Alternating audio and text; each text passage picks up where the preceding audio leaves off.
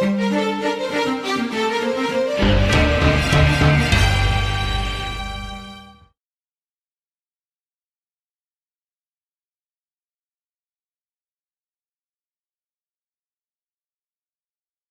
tardes a todos y a todas. La Facultad Latinoamericana de Ciencias Sociales, la sede académica de México, les da una bienvenida. Hoy tenemos la conferencia de la doctora María Luisa Torregrosa, sobre agua y sociedad, una agenda de investigación. Quisiera hacer una pequeña presentación de la doctora. Ella es profesora, investigadora de tiempo completo de la Flaxo México y recientemente fue nombrada presidenta de la Red de Agua de la Academia Mexicana Coordinadora de la Red de Agua de la Academia Mexicana de Ciencias. Ha diseñado y coordinado un conjunto de proyectos relacionados con las políticas de modernización para el sector agua, tanto en el sector urbano, en el ámbito urbano como en el rural, entre los que se destaca la realización de 23 diagnósticos para los principales distritos de riego del país, 5 diagnósticos de cuenca y la aplicación de una encuesta a 6,000 usuarios de los distritos de riego de México. Ha realizado estudios de conflicto social en la zona metropolitana de la Ciudad de México y en ciudades intermedias. La doctora Torregrosa también pertenece a la Red de Agua de la Universidad Nacional Autónoma de México. Coordinó el equipo mexicano del proyecto Involucramiento Privado en los servicios de agua y saneamiento, financiado por la Unión Europea. También coordinó al equipo de México para el proyecto Provisión de Servicios de Gobernanza en la interfase de las áreas urbanas,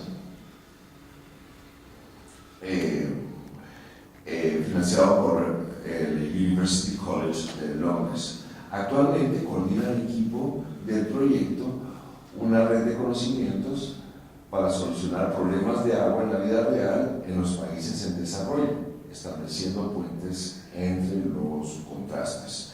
Por aquí hemos coordinado a nivel internacional por la Universidad de Bari en Italia y financiado por la Unión Europea. Entre sus múltiples publicaciones se destacan Cauces y Encauces del agua en México, del año 2010, La gestión del agua en México y Proceso político e ideas en torno a la naturaleza del agua, un debate en construcción en el orden internacional, del 2010. Ella obtuvo su doctorado en Ciencias Sociales con especialidad en Sociología en el Colegio de México, donde también consiguió su maestría en Sociología. Y tiene una licenciatura en la misma área de la Universidad Nacional Autónoma de México. Actualmente pertenece al Sistema Nacional de Investigadores en el nivel 2. María Luisa. Muchísimas gracias, Pedro. Aquí tienes tu micrófono. Muchas gracias. Bueno, primero darles las gracias de verdad por estar aquí. Yo sé que este horario es realmente complicado. Voy a tratar de hacérselas leve y ligera. Un poco lo que yo quería compartir con ustedes, porque en realidad me costaba mucho trabajo cómo presentar el tema del agua en la Flaxo. Yo soy reconocida por todos ustedes como la que me encargo del agua. Entonces, bueno, un poco quiero comentarles qué significa esto, cómo ha sido, cómo es esta historia, cómo empieza a construirse una agenda del agua en la Flaxo, en donde el punto central es incorporar la dimensión social. Esta historia empieza más o menos en la década de los 90, cuando se crea la Comisión Nacional del Agua y el Instituto Mexicano del Agua y la FAO nos solicitan a la Flaxo, a través del Seminario de Movimientos Sociales, del que formábamos parte en ese entonces Guido Béjar, estaba también Otto Fernández, estaba Alicia Martínez, estaba yo, y por cierto, mencionando a Alicia, quisiera simplemente señalar mi profundo pésame por su muerte el día de ayer, y de verdad creo que es una gran pérdida para todos nosotros. Pero bueno, la vida es así y tenemos que seguir adelante. Pero bueno, en este seminario lo que nos solicitaron fue Con la política de modernización de la política hidráulica, una de las demandas centrales del condicionamiento del financiamiento del Banco Mundial era incorporar la dimensión social. ¿Qué quería decir esto y qué significaba? Bueno, vamos a ir desentrañando poco a poco cómo estaba esto instalado. Esa era la primera solicitud. Y la segunda solicitud era un compromiso presidencial a lo largo de todo el territorio durante el periodo de la campaña de Salinas de Gortari. Una de las demandas centrales a lo largo del país había sido la demanda de agua. No solamente el acceso, sino la calidad de la distribución, y esto constituyó una estructura de oportunidad muy puntual para que el grupo que había venido trabajando desde la década de los 70 en el Plan Nacional Hidráulico propusiera la instalación de la Comisión Nacional del Agua. Pero lo que a ellos les preocupaba en ese momento era entender cuál era el carácter del conflicto, cómo se expresaba, cómo se manifestaba, y empezamos a hacer, a través de la única fuente que teníamos de registros hemerográficos, un registro sistemático de las formas de conflicto. No voy a entrar a desarrollar esa parte porque me interesa fundamentalmente contextualizar de manera muy rápida en qué momento se instala esta demanda. Esta demanda se instala a fines de los 80, principios de los 90, en pleno proceso de la crisis de deuda. Bueno, la crisis de la deuda fue en el 82, pero así como se instaló en otras partes del planeta, el modelo neoliberal empieza a hacer su incursión en la política mexicana y en el modelo de desarrollo para el país. Este proceso, la instalación de esta determinación neoliberal al interior de la gestión del agua, no fue un proceso que se llevó a cabo de manera lineal. Y es un poquito la historia de cómo fuimos elaborando esta agenda en función de esta inserción y de esta consolidación que nos tocó realmente estar observando el proceso. Y bueno, lo que nos preocupaba fundamentalmente era, y esto impactaba brutalmente la cuestión agrícola, que en un periodo relativamente muy corto, México había pasado de una economía cerrada, altamente regulada y dependiente de la industria petrolera en un porcentaje altísimo, no es que haya disminuido mucho, pero lo era todavía más, a otra basada en un modelo de acumulación de capital financiero internacional, sustentado en una creciente apertura, desregulación, desconcentración y descentralización. ¿Qué significaba esto en la estructura y en la construcción institucional? Esa fue la primera pregunta que nos preguntamos y una de las primeras exploraciones que comenzamos a hacer. No les voy a narrar todo el proceso, pero les voy a platicar qué fue lo que un poco encontramos en el camino. Primero, el supuesto fundamental era que todo proceso institucional es resultado de grandes luchas, de modelos políticos divergentes que se confrontan y que se van resolviendo a lo largo de la construcción de las instituciones. En el caso del agua, hasta antes de la década del 80, el conflicto y la confrontación central por la gestión, el manejo del agua y el gobierno de la misma fue una disputa entre los agrónomos y los civiles, la construcción y el proyecto de agricultura en México. Esto se expresa en las dos grandes secretarías que tuvieron un peso inmenso en México, que fue la Secretaría de Recursos Hidráulicos y la Secretaría de Agricultura. Estas dos fueron integradas, el manejo del agua para la agricultura, el manejo del agua para las ciudades y la construcción de las grandes presas fueron integradas en una sola secretaría, que fue la Secretaría de Agricultura y Recursos Hidráulicos. A fines de la década, a principios de la década de los 80, la gestión del agua, el manejo del agua para el servicio urbano pasa a la SEDUE.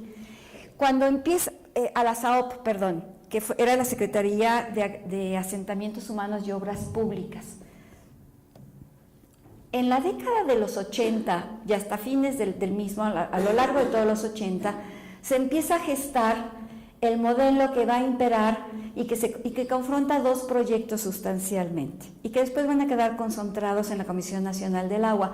No quiere decir que haya sido una sola, pero el conflicto central estaba entre dos vertientes. Una era la línea neoliberal extrema y otra era una fracción derivada de la historia hidráulica y agrónoma del país, que se sustentaba y que se adscribía al modelo cepalino de la transformación con equidad. Entonces, muchos de los principios que estaban insertos en ese modelo operaron durante la primera fase de la política de modernización. En esta misma década, con la creación, el paso de la CEDUE a la Semarnat y de la gestión del agua, tanto urbana como de irrigación, a la Comisión Nacional del Agua, con la creación de la Comisión Nacional del Agua, se empieza la pugna entre quién va a ser la cabeza de sector. Si hay una Secretaría de Recursos Hidráulicos, hay una Secretaría de Agricultura, y la disputa se da cuando se crea la Semarnat, quién va a ser la cabeza de sector. Y aquí empieza a aparecer un proyecto emergente que visualiza de manera distinta la gestión del recurso. Para los hidráulicos y para los agrónomos y para los que se asientan en el proyecto, inclusive cepalino de la CNA, el agua, o de la Conagua en ese entonces, el agua era un recurso vital, pero un recurso. En la Semarnat, la forma como empieza a establecerse la propuesta de gestión, inclusive la propuesta en cuencas de este recurso, es considerando al agua como un elemento de la biosfera, como un elemento no tanto de la biosfera, un elemento de ecosistema, de un ecosistema. Esto implicaba ya un englobamiento sistémico ambiental distinto de considerarla como recurso. Bueno, esta disputa se dio y en la década de los 90 y el 2000, en el 2000 termina este periodo, se consolida la Semarnat como recursos naturales y queda sentado el modelo de gestión del agua como recurso y con un modelo neoliberal consolidado. ¿Esto qué significa en términos de la reestructuración institucional? Empiezan a abrirse, a partir de las reformas que se operan en la ley, los espacios de participación social. Hay todo un ámbito reconocida. Surge en una primera instancia de participación de los usuarios, que era un agregado masivo de todo lo que se conocía como usuario del agua, y se reconocía como aquel al que la ley le otorga el derecho de uso de agua. Esta parte empiezan a constituirse la gestión de cuenca por decreto de ley, se reestructura la CNA en subdirecciones y las gerencias regionales son transformados en organismos de cuenca. Bueno, lo que es importante es la apertura a la participación social en diferentes ámbitos. No me voy a poner en detalle a decirles cómo viene la historia de la gestión, cómo se va construyendo históricamente la gestión pública del agua en México, pero si quieren verlo, bueno, Aboites está un poco en eso también, pero hay una serie de trabajos interesantes que podrían darles la pauta para revisar toda esa transformación. Bueno, en este contexto nos piden que empecemos a trabajar en incorporar la dimensión social a la política de modernización en una primera etapa de los distritos de riego del país. Lo que nosotros estábamos viendo y que ahora se denomina, era un cambio de modelo en la gestión del agua. Pasaba de ser el agua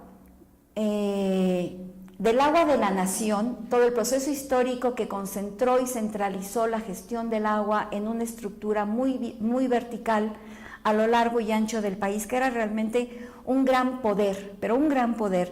Los gerentes regionales en algunas entidades federativas tenían más fuerza que un gobernador, y muchas de las situaciones locales se acordaban en esos espacios. Con este proceso hay una modificación porque se diluyen las instancias estatales, todavía quedan algunas, pero la mayor parte de ellas desaparecen, se consolida la gestión a nivel regional y empieza un proceso de concentración y descentralización del uso del agua, hasta llegar a lo que Aboites denomina la consolidación del modelo mercantil ambiental. Y ahorita vamos a ver por qué. En un estudio muy reciente que prácticamente todos ustedes han de conocer es el libro que acaba de sacar el INTA sobre la gobernanza en México, la gobernanza del agua. Si no lo han visto y no lo tienen, avísenme, se los mando por PDF, si no lo quieren comprar. Pero es un texto que todos los que estudian el agua tienen que tener. No hay nadie que no esté en ese libro, pero lo que es interesante es que muestra muy claramente toda esta disputa de proyectos de la que estamos hablando y todo este proceso de confrontación que hay en torno a la gestión del agua. Bueno, como les comentaba, es en este contexto que se lleva a cabo la determinación de transferir los distritos de riego a los usuarios. Pero la transferencia se tenía que hacer en un momento en donde todo en el campo estaba cambiando. La apertura comercial estaba expulsando población de la producción de manera muy importante, y es algo que las mediciones que hicimos de alguna manera se los voy a presentar. Y por el otro lado también, toda la estructura de mediación, de subsidio y de acompañamiento a la producción, todas las empresas estatales orientadas a la producción como Fertimex, como la certificadora de semillas, como todas las agencias desaparecían, inclusive como Asupo, como comercializadora, y esto realmente, para el caso de los productores agrícolas, el cambio fue muy drástico y muy rápido. Bueno, en ese contexto, lo que nos pedían a nosotros era que identificáramos quiénes eran los usuarios de los distritos de riego. Para los decisores públicos, el gran agregado era el usuario. La heterogeneidad, la polaridad, la divergencia que existía entre una forma de usuario y otro, lo más que llegaban a identificar era en una terminología muy clásica: ejidatario, pequeño propietario y colono. Y los censos, de hecho, eran las categorías que reconocían y registraban. A nosotros nos interesaba profundizar en esto y identificar quiénes eran los usuarios de los distritos de riego. Para darles una idea de lo que encontramos, como ya le comentaba Pedro, nosotros realizamos alrededor de 28 diagnósticos en los distritos de riego y aplicamos 6,000 encuestas. Llegar al cuestionario fue algo muy complejo, porque lo que nosotros encontrábamos en el campo era que no podíamos denominar ni a los productores ni a las unidades productivas con los términos tradicionales con los que se les identificaba. Y si nosotros íbamos a pensar en una transferencia a los distritos de riego, el proceso de apertura comercial y de desregularización y retiro de las empresas estatales, lo que había ocasionado era tanto a ejidatarios como a pequeños propietarios, el golpe había sido definitivamente drástico y muy fuerte. En el 94, para que se den una idea en qué consistió este proceso de transferencia, en México existen 78 distritos de riego, reconocidos ahora al 2009, 102, no sé dónde salieron el resto, pero 102. De estos distritos de riego fueron transferidos en su totalidad a asociaciones de usuarios en un periodo de 4 años. Esto significa, de verdad, en América, esta determinación era una determinación que venía aparejada y era una condición de Banco Mundial para el financiamiento de los distritos, de la modernización de los distritos de riego. Ellos consideraban que la única manera como se podría lograr una modernización real era organizar a los usuarios de manera autónoma y que se encargaran de cobrar el agua para el pago de la deuda. Entonces era un poco esta determinación que venía aparejada con esta política, y la estructura que tenía tan vertical y que hereda la Comisión Nacional del Agua de la Secretaría de Recursos Hidráulicos y Agricultura permite que en un proceso, lo que hicieron fue cómo rompieron con las redes clientelares y de poder que existían por parte de los ingenieros en jefe y los gerentes estatales de la Comisión Nacional del Agua, que antes era la Secretaría. Lo que hicieron fue un recambio territorial de todo este personal. Los que estaban en el caso de Baja California, los mandaron a Yucatán. Los que estaban en Chiapas, los mandaron a Delicias, Chihuahua. Y así, y un recambio en todos lados donde se recortaron las redes de poder y se llevaron de inmediato el proceso de transferencia. Esto de todas maneras fue una situación aterradora porque ¿quiénes eran los que se iban a hacer cargo de estos distritos? Existían padrones de usuarios en donde la correspondencia entre el que estaba inscrito y el que realmente explotaba la tierra no tenía ninguna relación. Entonces, como les señalaba, nada más no voy a entrar en detalle, pero para comentarles un poco, lo que veíamos era, nosotros hicimos una reclasificación, en lugar de solamente poner los ejidatarios y pequeños propietarios, tratamos de entender cómo se daba la relación entre acceso a la tierra como propiedad privada, era el 80% de la tenencia y un porcentaje muy alto eran fundamentalmente ejidatarios y controlaban el 53% de la superficie. La renta era el 4%, rentaban, solamente eran rentadores, el 4,1%, y controlaban el 28% de la superficie. El nivel de polaridad y de desigualdad que empezaba a constituirse era realmente muy importante. Aquí tenemos en los deciles de los productores encuestados, vemos que, por ejemplo, hasta el octavo decil, que es la acumulada, el 80% de la población usuaria controlaba el 29% de la tierra de los distritos de riego. Y el 10%, solo el 10%, el último decil, controlaba el 60% de la superficie. Estamos hablando en 1994.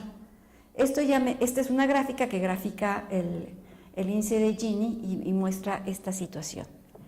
¿Qué era lo que podíamos nosotros aportar a los que decidían y estaban haciendo la política de transferencia en ese momento? Bueno, primero, la incertidumbre de los productores respecto a qué sembrar, a quién vender, cómo hacerlo, y esto lleva como resultado un incremento en el mercado de tierra, no tanto de la venta de tierra, sino de la contratación y renta de tierra. Hay un actor que no captura en su totalidad la encuesta, y son las grandes empresas que empiezan a operar de carácter transnacional, que están articuladas horizontal y verticalmente a las cadenas productivas y que dominan la producción de punta de hortalizas, frutas y flores para los mercados internacionales. Para darles unas cifras de lo que encontrábamos en ese momento, teníamos, por ejemplo, que en la actividad agrícola el 16,7% de los productores en general habían abandonado la tierra, pero teníamos algunos distritos, como el caso del Mayo, donde el 42% ya no tenían en producción su tierra. Por el otro lado, los jóvenes habían salido de los distritos de riego, la población mayoritariamente, el 60% de la población tenía más de 50 años, de la población productora. Y había otro fenómeno también interesante, la incorporación de las mujeres como jefas de las unidades productivas. Y esto era muy interesante porque era el 16,3% en todos los distritos de riego, de los jefes de las unidades productivas, de las cuales el 25,6%, de ese 16, el 25% se encontraban en el Valle del Yaqui. Por el otro lado, no había síntomas claros de reconversión productiva ni de que esto pudiera ir para ningún otro lado. De hecho, la pauperización y el despoblamiento de los distritos acabaron prácticamente familias en donde solamente las mujeres y los niños, y las mujeres mayores, las abuelas y los nietos, se quedaron en los distritos. Bueno, ¿qué fue lo que ocasionó la construcción durante 70 años de una cultura productiva sustentada en un paquete tecnológico de la Revolución Verde? Bueno, lo que teníamos era una fragmentación del conocimiento de los productores, de lo que era el proceso productivo en su integralidad, y mucho menos ni idea de lo que era una cadena productiva.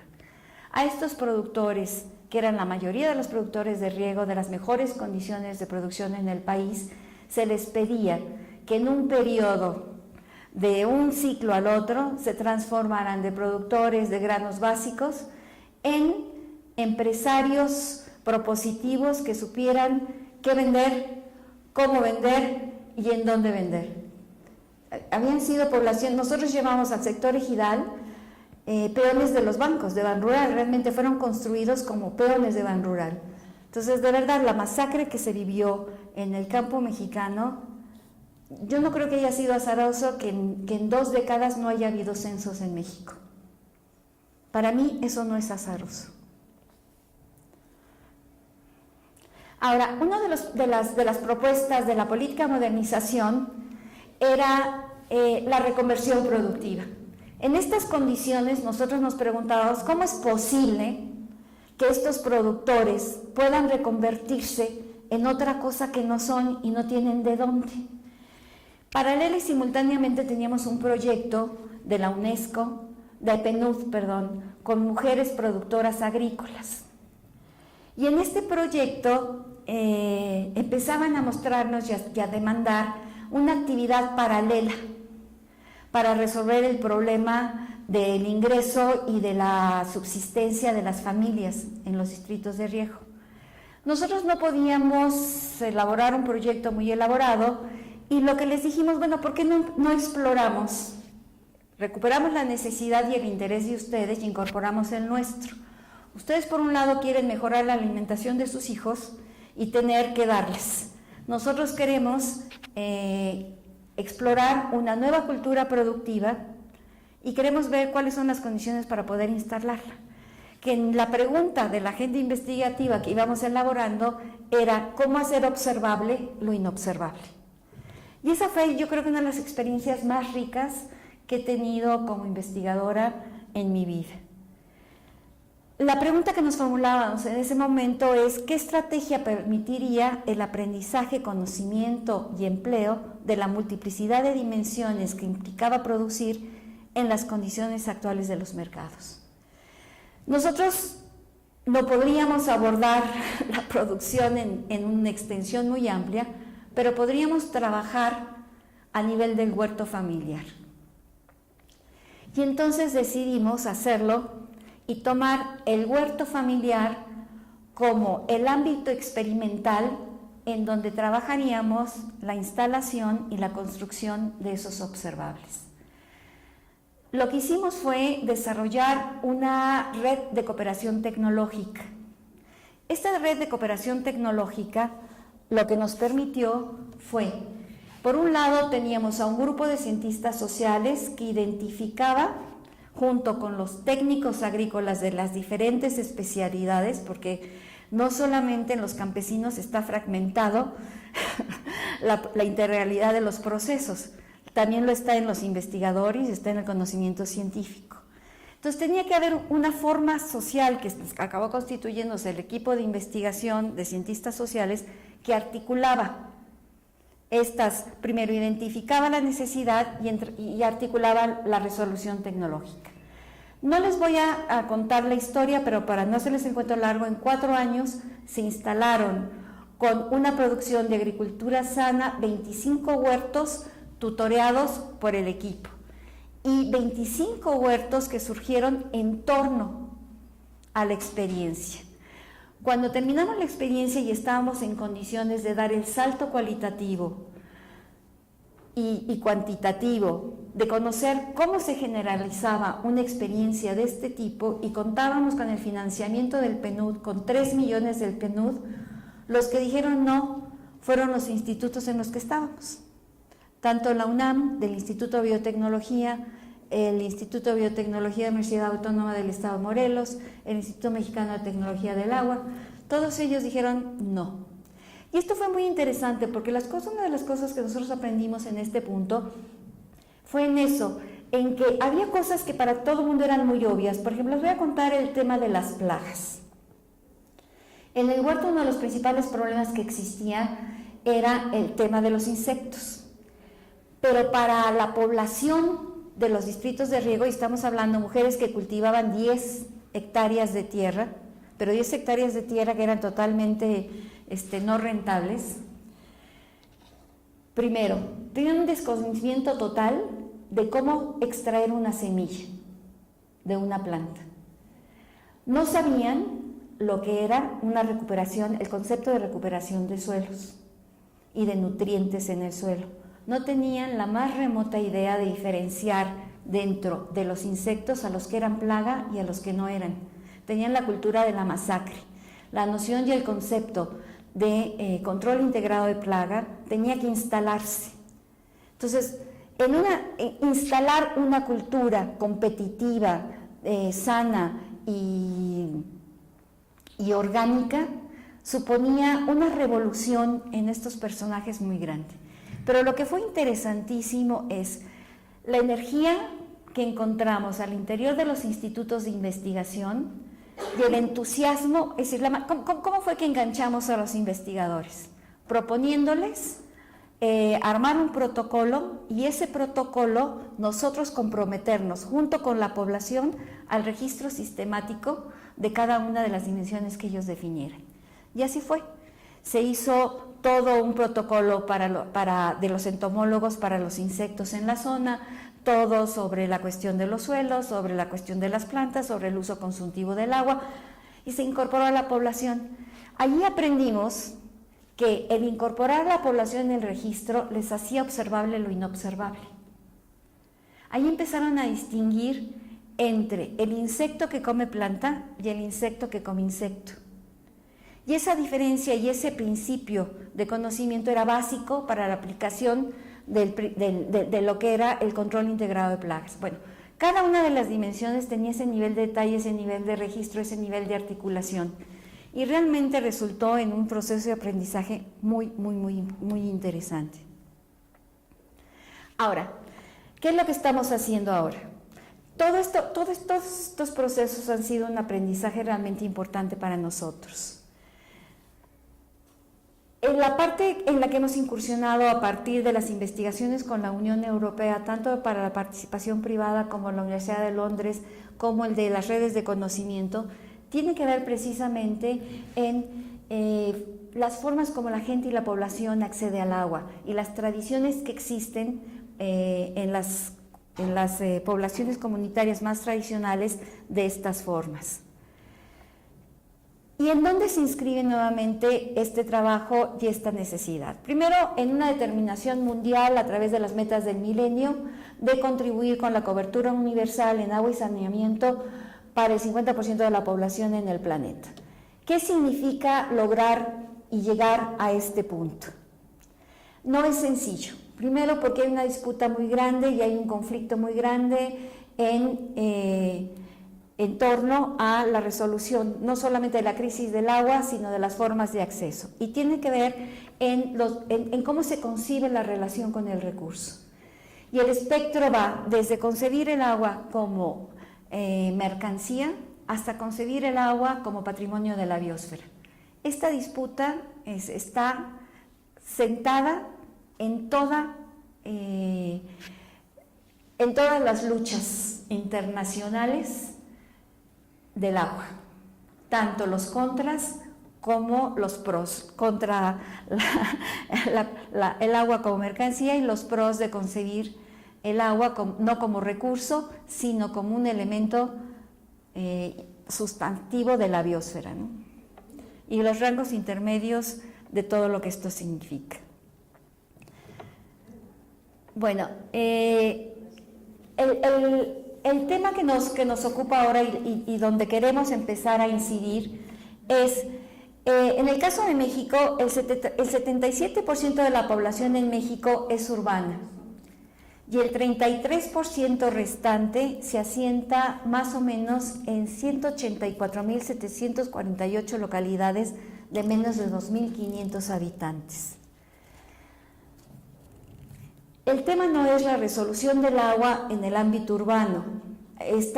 Existe la tecnología, existe el conocimiento, existen los recursos, existe la cultura, puede haber mayor o menor voluntad política, pero es algo que no es un tema resolverlo. El tema en las ciudades es la calidad del agua y la distribución equitativa del recurso. porque eso sí, la disparidad en la distribución es muy grande, no solamente en la cantidad de agua que recibimos, lo podemos ver en la Ciudad de México. Si ustedes ven a las delegaciones de Iztapalapa, Tláhuac, Milpalta, básicamente no tiene nada que ver con los volúmenes de agua que reciben por habitante a las de Miguel Hidalgo, Benito Juárez, Coyoacán. Es realmente nada que ver. Pero lo que es importante es esa población que está localizada en esas pequeñas localidades, que vive en condiciones muy lamentables y que tiene problemas muy serios para acceder al agua.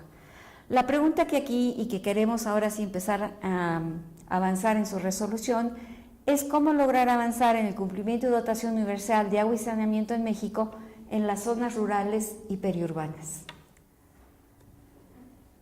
Lo que hemos...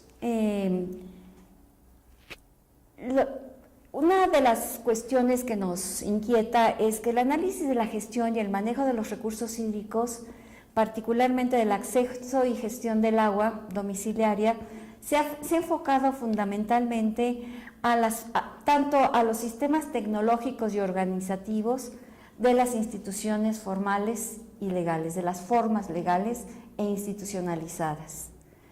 No se ha ahondado mayormente en las posibles relaciones que pueden establecerse entre las distintas instancias y agentes que median en el acceso al agua en otras localidades, en las pequeñas localidades y en las zonas marginales o periurbanas. Y tampoco en las prácticas informales e ilegales que se dan y se han constituido en dinámicas comunes de acceso de la población a los servicios.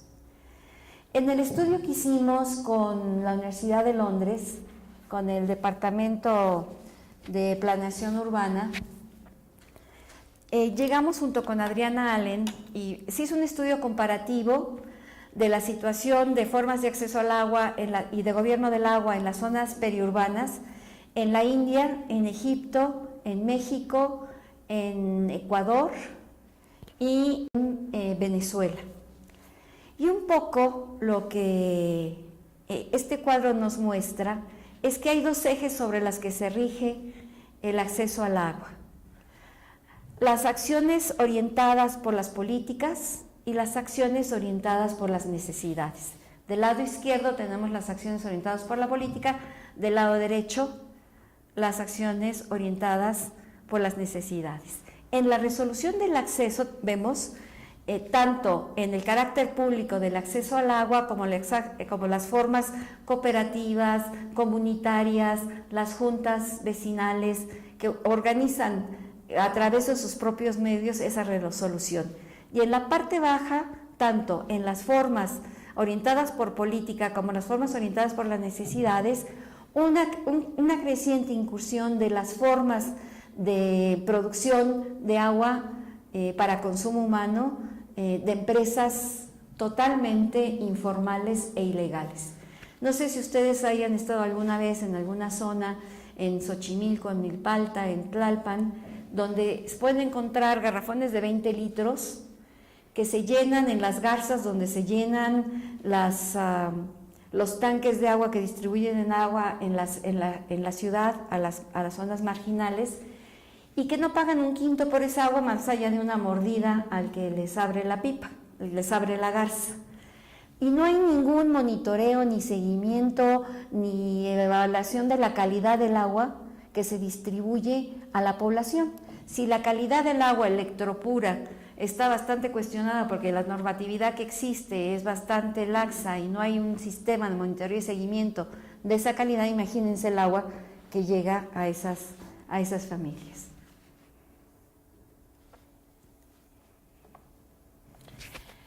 En términos generales, nosotros identificamos de manera muy general dos grupos de experiencias: aquellas que están ancladas en las determinaciones de la política financieras internacionales y estatales, y aquellas de los que resuelven cómo pueden, constreñidos a hacerlo a partir de sus propios recursos, aunque estos sean escasos y con sus eventuales redes solidarias.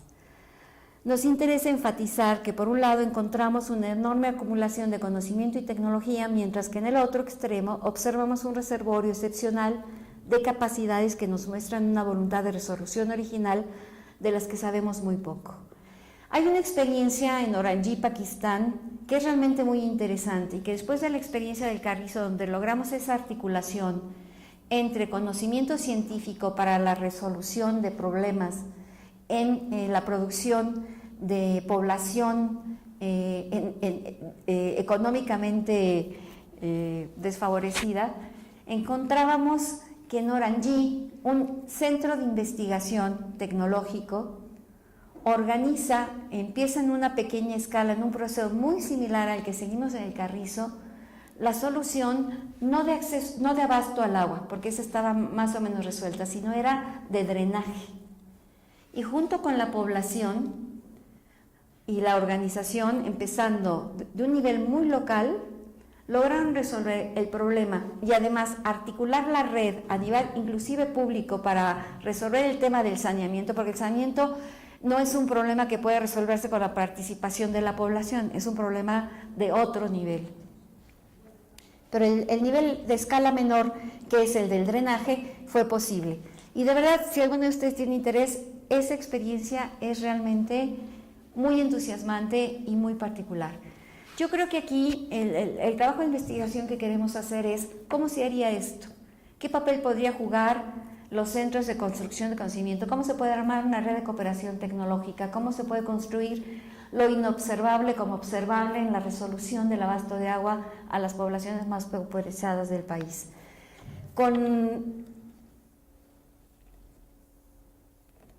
La idea es avanzar en la construcción de una situación experimental en situación real para resolución del agua y saneamiento, agua y drenaje, saneamiento no, en comunidades rurales y periurbanas.